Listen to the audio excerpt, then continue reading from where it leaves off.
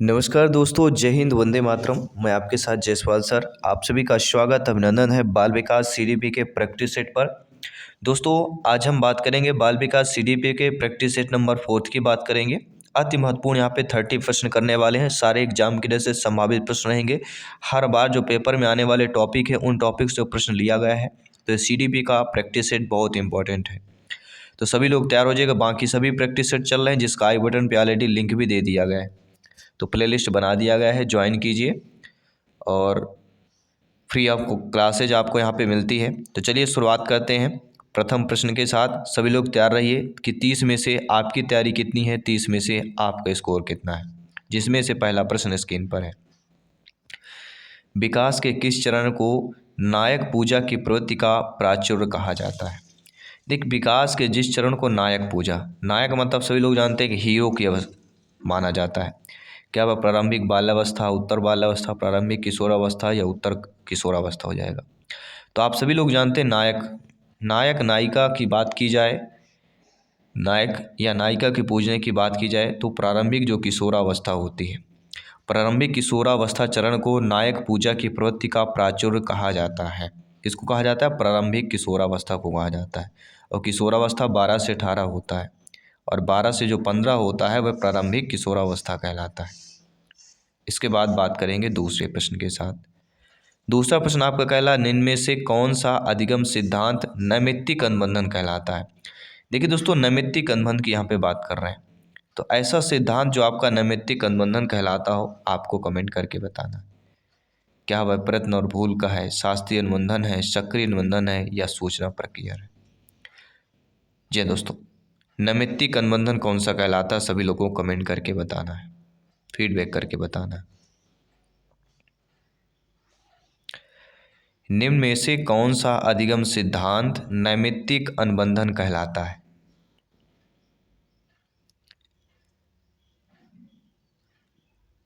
चार ऑप्शन बेहतरीन लाजवाब आपकी स्क्रीन पर दिए गए हैं।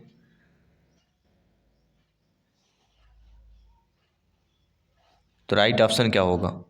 देखिए, नैमित्तिक अनुबंधन का सिद्धांत क्या होता है। नैमित्तिक अनुबंधन में क्या होता है दोस्तों, जो अनुक्रियाएं होती हैं वह प्राणी के नियंत्रण में होता है।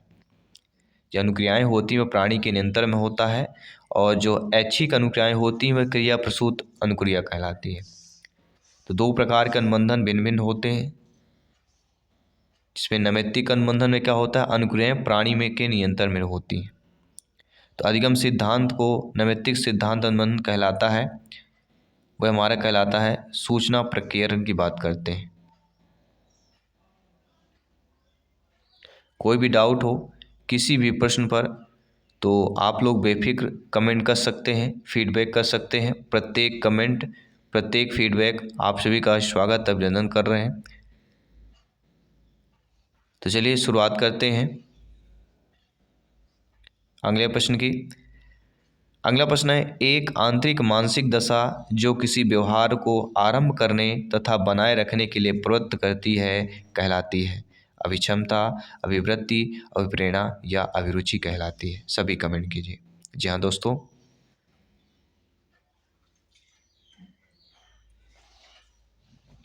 एक आंतरिक मानसिक दशा जो किसी व्यवहार को आरंभ करने तथा बनाए रखने के लिए प्रवृत्त करती है कहलाती है।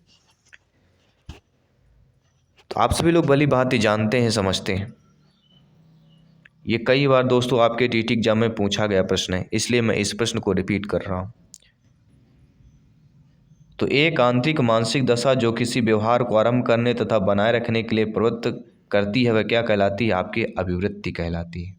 नोट कर लीजिएगा, कोई भी प्रश्न पूछा जा सकता है। इनमें से कौन सा युग्म सही दिया गया है? कर्ट लेविन मानवतावादी अधिगम सिद्धांत, थॉर्नडाइक संयोजनवाद सिद्धांत, मैस्लो अधिगम संबंधी क्षेत्र का सिद्धांत, स्किनर शास्त्रीय अनुबंधन का सिद्धांत। यहाँ पे सभी लोगों को कमेंट करके बताना है। मानवतावादी अधिगम के सिद्धांत के प्रवर्तक कौन है? प्रश्न आता है तो यहाँ पे दोस्तों अब्राहम मैस्लो की बात हो जाती है। जी हाँ दोस्तों, मानवतावादी अधिगम सिद्धांत मैस्लो के आवश्यकता पदानुक्रम सिद्धांत का प्रतिपादन खुद मैस्लो के द्वारा ही किया गया था। तो ये आपका गलत है, ये युग्म सही नहीं है। इसके बाद आता है संयोजनवाद सिद्धांत के प्रवर्तक कौन है। तो संयोजनवाद सिद्धांत के अगर बात करते हैं तो इसका भी आपका गलत दिया गया है। संयोजनवाद सिद्धांत के प्रवर्तक, ठीक है, तो थार्नडाइक की बात की जाती है, तो थार्नडाइक ये भी आपका गलत दिया गया है। फिर आता है आपका अधिगम संबंधित क्षेत्र का सिद्धांत।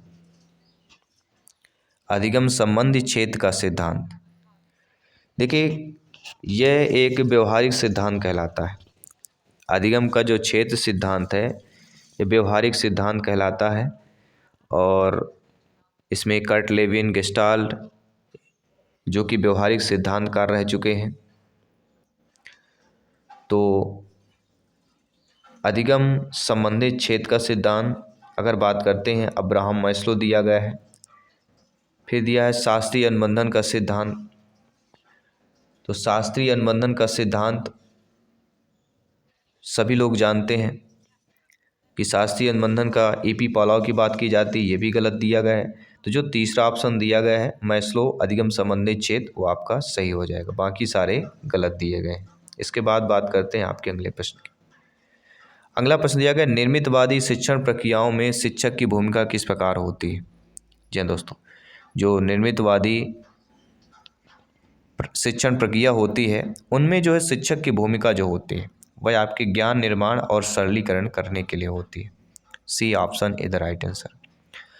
अगला प्रश्न सेट का प्रश्न है वह चिंतन प्रक्रिया जो नवीन मौलिक तथा उपयोगी विचार के उत्पन्न होने में लिप्त हो क्या कहलाती है। सृजनात्मकता, बुद्धि, नवाचार या समस्या समाधान।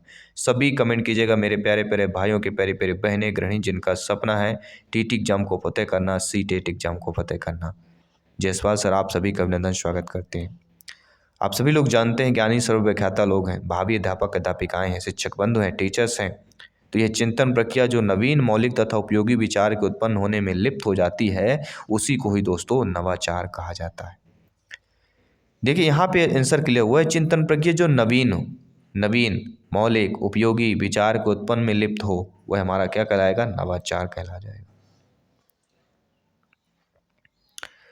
इसके बाद अगला प्रश्न देख लेते हैं क्या कह रहा है दोस्तों। अगला प्रश्न है निम्नलिखित में से उच्च स्तरीय संज्ञानात्मक कौशल के विकास के लिए सर्वथा उपयुक्त क्या होगा। व्याख्यान प्रदर्शन, परिचर्चा, भूमिका परिवहन या प्रच्छ अधिगम। देखिए उच्च स्तरीय संज्ञानात्मक पूछा गया है, तो उच्च स्तरीय संज्ञानात्मक कौशल के विकास के लिए सर्वथा उपयुक्त हमारा प्रच्छा अधिगम हो जाएगा। D option is the right answer. इसके बाद अगला प्रश्न यह दिया गया है कि निम्नलिखित में से कौन सा संवेगात्मक बुद्धि का घटक नहीं है। देखिए आप सभी लोग जानते हैं कि संवेगों को जानना ये संवेगात्मक बुद्धि के घटक है। संवेगों का प्रबंधन करना ये आपके सीटेट में आया हुआ प्रश्न, ध्यान दीजिएगा। संवेगों को जागृत करना ये तीनों संवेगात्मक बुद्धि के घटक हैं, लेकिन अन्य लोगों के संवेगों को पहचानना यह संवेगात्मक बुद्धि का घटक नहीं है। इसलिए correct question C option is the right answer.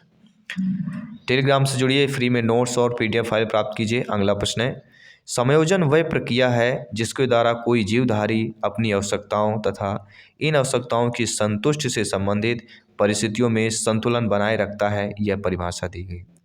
देखिए दोस्तों समायोजन वह प्रक्रिया है जिसके द्वारा कोई जीवधारी अपनी आवश्यकता और इन आवश्यकताओं की संतुष्टि से संबंधित परिस्थितियों में संतुलन बनाए रखता है, यह परिभाषा जर्सीड लिखी है, नोट कर लीजिएगा। इसके बाद बात करते हैं आपके अगले प्रश्न की। दोस्तों निम्नलिखित में से कौन सी बुद्धि जो है व्यक्ति की आयु के साथ अभिवृद्धि होने से नहीं रुकती।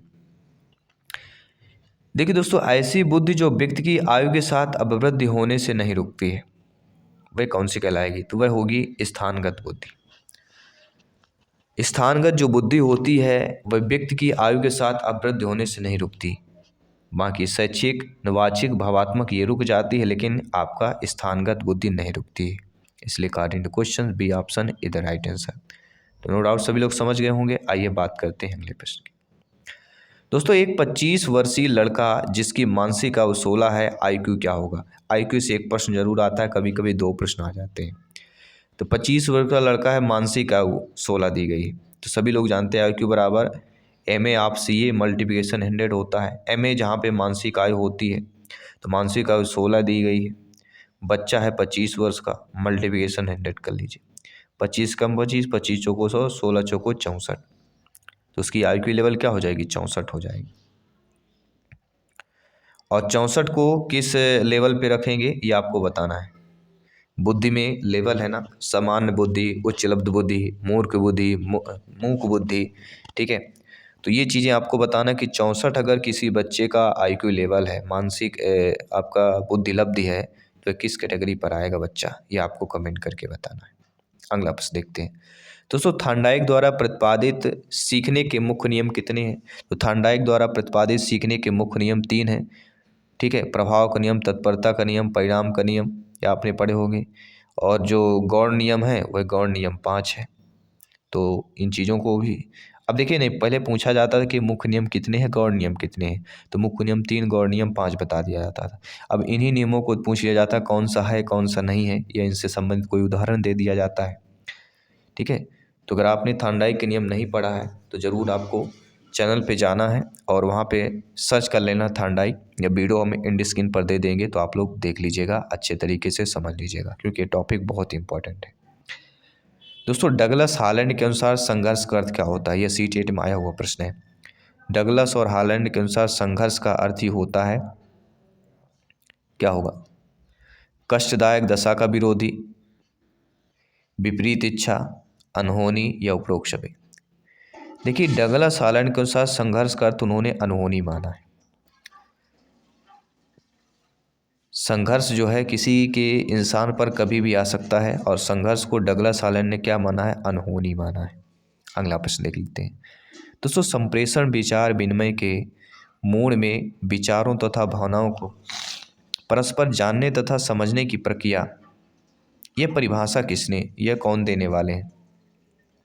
देखिए, संप्रेषण विचार विनिमय के मूड में विचारों तथा भावनाओं को परस्पर जानने तथा समझने की प्रक्रिया है, ये जो परिभाषा देने वाले हैं आपके रॉबर्ट मेकर देने वाले हैं। अगला प्रश्न देखते हैं। दोस्तों, इनमें से कौन से शिक्षण प्रतिमान का केंद्र बिंदु तथ्यों एवं संप्रत्यों का अवबोध करना है या समझना है?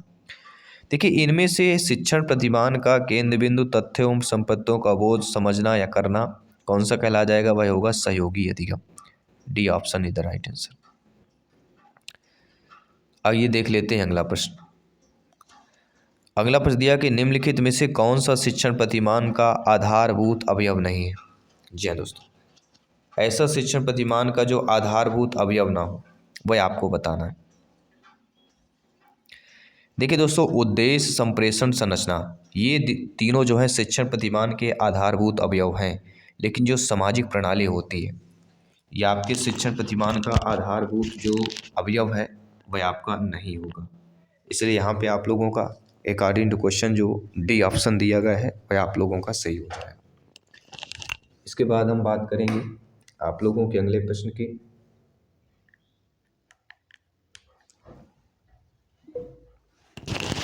अगला प्रश्न जो है आप लोगों के स्क्रीन पर दिया गया है, और प्रश्न बहुत ही इंटरेस्टेड है, इसलिए ध्यानपूर्वक सभी प्रश्नों को समझना है और फीडबैक करना है। दोस्तों, निम्नलिखित में से कौन से युग्म सही दिया गया है? अब युग्मों को पहचान करना है। देखिए, युग्मों को देखा जाए तो आगमन शिक्षण प्रतिमान हिल्डा टाबा, प्रगत संगठनात्मक प्रतिमान ब्रूनर, निष्पत्ति प्रत्यय प्रतिमान आसुबेल, प्रच्छा प्रशिक्षण प्रतिमान डोनाल्ड ओलिवर। तो इनको जो है सभी को समझना जरूरी है। आगम शिक्षण प्रतिमान के प्रवर्तक कौन है? तो आगमन शिक्षण प्रतिमान के प्रवर्तक अगर एग्जाम में आता है तो आपको क्या करना है? David Ausubel. जी हाँ, आगमन शिक्षण प्रतिमान के प्रवर्तक कौन है? आपके आसुबेल जी। तो डेविड आसुबेल, तो ये आपका गलत हो जाएगा युग्म, ठीक है। इसके बाद जो आपका दिया गया है प्रश्न, प्रगत संगठनात्मक प्रतिमान के प्रवर्तक, ठीक है, क्या दिया गया है? प्रगत संगठनात्मक प्रतिमान के प्रवर्तक कौन?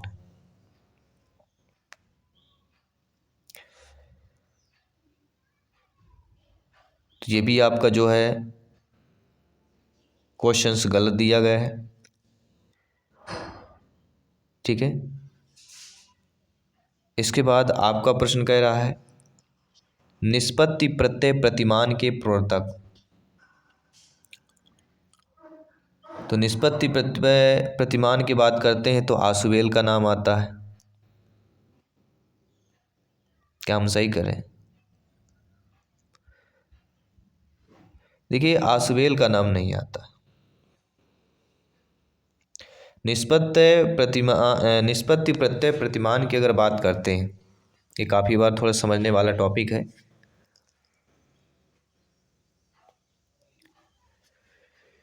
देखिए, प्रतिमान इसका जो विकास हुआ था वह ब्रूनर और जॉर्ज ऑस्टिन ने किया था।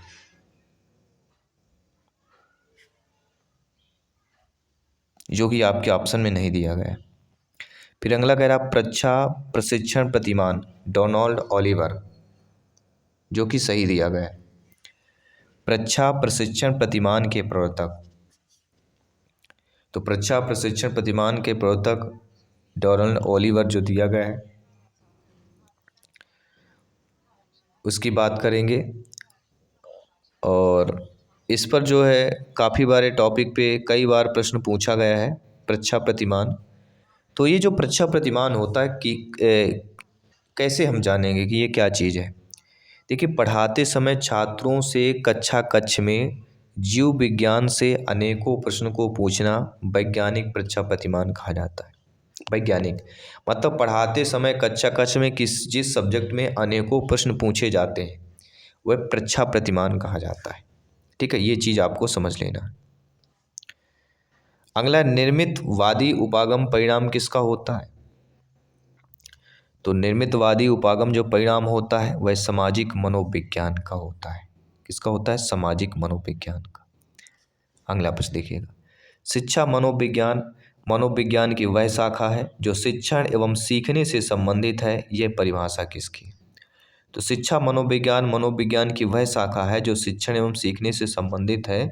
ये जो परिभाषा दी गई है वह आपके सोरेनसन की परिभाषा हो जाती है। कोई भी डाउट हो किसी भी प्रश्न में बेफिक्र आप लोग कमेंट कर सकते हैं। दोस्तों, शिक्षण और अधिक प्रभावी हो सकता है जबकि, देखिए, शिक्षण तभी अधिक प्रभावित हो सकता है जबकि अधिगमकर्ता को स्वयं करने की स्वायत्ता और नियंत्रण दे दी जाए। शिक्षण अधिक प्रभावी कब हो सकता है? जब अधिगमकर्ता को स्वयं करने की स्वायत्ता और नियंत्रण दे दिया जाए कि चलो भाई आप स्वयं आप कीजिए, जो भी करना हो इस पर आप ही कीजिए। अगला प्रश्न, सृजनात्मकता की क्या विशेषता होती है? देखिए, सृजनात्मकता की पहली जो विशेषता कहलाती है वह आपकी विशेषता कहलाती है मौलिकता होना। लचीलापन, प्रवाहशीलता। देखिए, सृजनात्मकता की विशेषता मौलिकता तो होती है लेकिन इसमें लचीलापन भी होता है, प्रवाहशीलता भी होती है। तो उपरोक्त सभी जो ऑप्शन दिया गया है वह हमारा यहाँ पे सही हो जाएगा। नो डाउट सभी लोग समझ गए होंगे। आइए बात करते हैं अगले प्रश्न की। दोस्तों, मानव विकास होता है तो मानव विकास किस प्रकार का होता है? सभी लोग जानते हैं मानव विकास जो होता है किस प्रकार से होता है। मात्रात्मक, गुणात्मक, एक सीमा तक अमापनीय होता है या मात्रात्मक गुणात्मक दोनों रूपों में होता है। देखिए, विकास जो है जीवन पर्यंत चलता रहता है। अभिवृद्धि होती है जो एक निश्चित समय तक चलती है। तो मानव विकास को देखा जाए तो मात्रात्मक गुणात्मक यहाँ पे दोनों होगा। क्या हम सही कह रहे हैं? क्या मानव विकास मात्रात्मक हो सकता है? मानव विकास मात्रात्मक एवं गुणात्मक दोनों रूपों में होता है। तो मानव विकास की अगर बात करते हैं तो मात्रात्मक गुणात्मक दोनों रूप में इसलिए होता है, जैसे मात्रात्मक में आपका लंबाई हो गया, भार हो गया, ठीक है, विभिन्न अंगों के आकार को बढ़ना। और हमारा गुणात्मक में क्या आ जाता है? गुणात्मक की योग्यता, क्षमता, बुद्धि, व्यक्तित्व, रुचि, चिंतन, ये सारे आ जाते हैं। इसलिए आपका दोनों ऑप्शन सही हो जाएगा। अगला, विकासात्मक कार्य सिद्धांत का प्रतिपादन किया। जी हाँ दोस्तों, विकासात्मक कार्य सिद्धांत का प्रतिपादन किया। Gesell, Erikson, Havighurst, Kohlberg.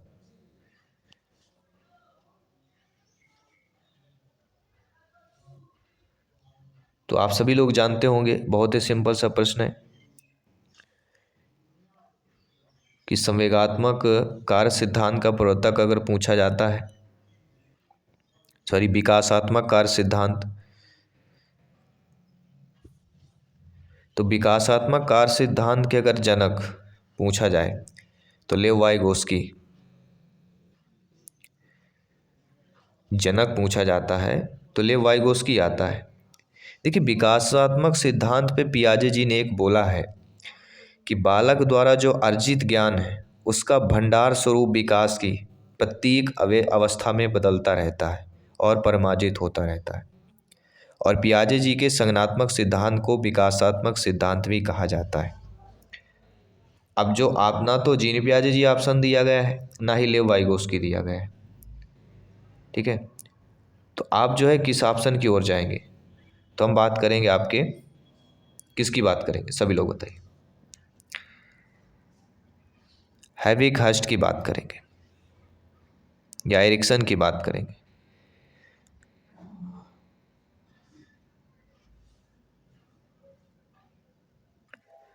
तो यहाँ पे दोस्तों हमारा हैविगहस्ट इज द राइट आंसर। एक विकासात्मक कार्य वह होता है जो व्यक्ति के जीवन में एक निश्चित अवधि में या उसके आसपास अनुमानित रूप से लगातार उत्पन्न होता है। तो हैविगहस्ट की बात करेंगे और कब किया गया था? 1950 में किया गया था। तो जो इम्पोर्टेंट प्रश्न है उनको अच्छे तरीके से समझना भी आपका जरूरी हो जाता है।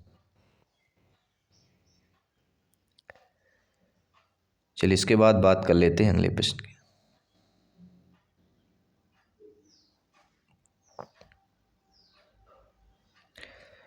अगला प्रश्न है, एरिक्सन के विकास के सिद्धांतों में अवस्थाएं कितनी हैं? जी हाँ दोस्तों, एरिक्सन के विकास के सिद्धांतों में कितनी अवस्थाएं हैं? 6, 8, 5, 7। तो आप सभी लोग जानते हैं एरिक एरिक्सन के अवस्था की अगर बात करते हैं तो टोटल 8 चरणों पे उन्होंने ये किया है और इसी के माध्यम से ही एक स्वस्थ विकासशील मानव को शैशवावस्था से उत्तर वयस्कता तक जाना चाहिए। तो ये 8 चरण हैं और 8 चरण में शैशवावस्था पहला होता है, फिर विश्वास बनाम अविश्वास, बचपन, स्वायत्तता बनाम शर्म संदेह, पूर्व स्कूली वर्ष, पहल बनाम अपराध, प्रारंभिक स्कूल वर्ष, उद्योग बनाम हीनता, किशोरावस्था पहचान। ये टोटल 8 चरण है। अगला है, विकास व्यक्ति में नवीन विशेषताएं उत्पन्न करता है और इसका कथन है। देखिए, विकास जो होता है व्यक्ति में नवीन विशेषताएं उत्पन्न करता है, ये कथन किसका हो जाता है? तो आप सभी लोग जानते हैं ये कथन हमारा जेम्स एंड ड्रेवर का कथन हो जाता है। अगला, जिस प्रक्रिया से व्यक्ति मानव कल्याण के लिए परस्पर निर्भर होकर व्यवहार करना सीखता है वह प्रक्रिया क्या कहलाती है? देखिए दोस्तों, ऐसी प्रक्रिया जिस पर व्यक्ति मानव कल्याण के लिए परस्पर निर्भर होकर अगर व्यवहार सीख रहा है तो ऐसी प्रक्रिया को हम क्या बोल सकते हैं? भाषा विकास, समाजीकरण या व्यक्तित्व मूल बोल सकते हैं? सभी बताइए। जिस प्रक्रिया से व्यक्ति मानव कल्याण के लिए परस्पर निर्भर होकर व्यवहार करना सीखता है वह प्रक्रिया है। बहुत ही दोस्तों, हमारी वह प्रक्रिया समाजीकरण की प्रक्रिया कहलाती है, क्योंकि इसमें मानव व्यक्ति कल्याण के लिए परस्पर निर्भर होकर व्यवहार करना सीखने की बात कर रहे हैं, इसलिए समाजीकरण इज द राइट आंसर। काफ़ी बार शिक्षा मनोविज्ञान का बेस्ट क्वेश्चन हो जाता है, इसलिए B option is the right answer. इसके बाद बात करते हैं अगले प्रश्न की। अगला प्रश्न है जो आप लोगों की स्क्रीन पर है और प्रश्न पूछा जा रहा है, मानसिक स्वास्थ्य संपूर्ण व्यक्तित्व की पूर्ण तथा समरूप किया है, यह परिभाषा किसने दी? दोस्तों यहाँ पे ये परिभाषा हेडफील्ड की हो जाती है कि मानसिक स्वास्थ्य संपूर्ण व्यक्ति की पूर्ण तथा समरूप क्रिया है, यह परिभाषा किसने दी? तो हेडफील्ड नोट कर लीजिए। किसी भी प्रश्न पर किसी प्रकार से अगर डाउट है आप लोगों को तो आप लोग बेफिक्र कमेंट कर सकते हैं, फीडबैक कर सकते हैं। इसके बाद अगला प्रश्न, निम्न कथनों में वृद्धि एवं विकास के बारे में कौन सा कथन सत्य दिया गया है? वृद्धि मनोवैज्ञानिक है और विकास भौतिक है। वृद्धि भौतिक है जबकि विकास मनोवैज्ञानिक है। वृद्धि तथा विकास दोनों मनोवैज्ञानिक है, वृद्धि तथा विकास दोनों भौतिक है। तो निम्न कथनों में से वृद्धि एवं विकास के बारे में कौन सा कथन सत्य दिया गया है?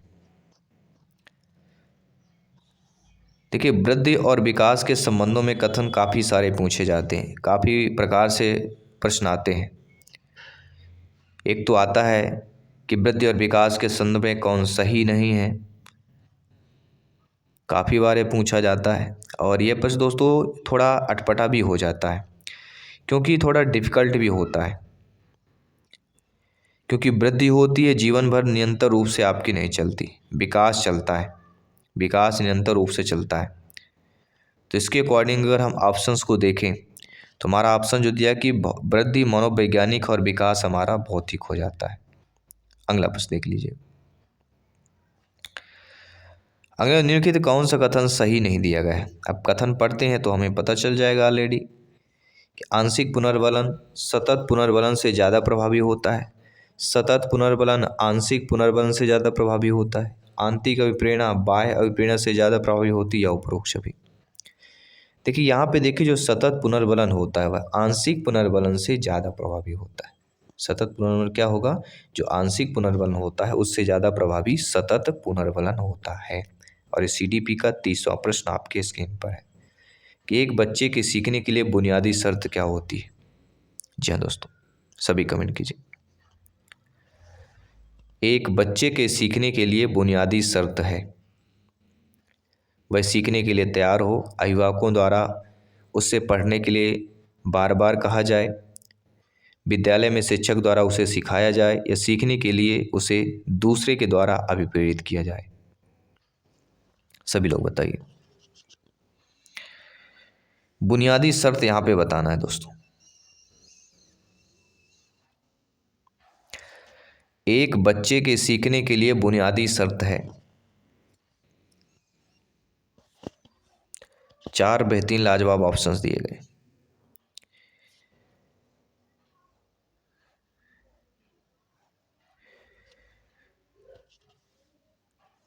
तो यहाँ पे देखा जाए कि वह सीखने के लिए तैयार हो।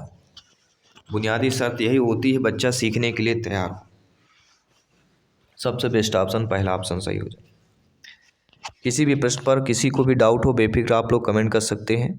और इस CT में प्रैक्टिस सेट में 30 में से आपने कितने स्कोर प्राप्त किया जरूर कमेंट कीजिएगा, फीडबैक कीजिएगा।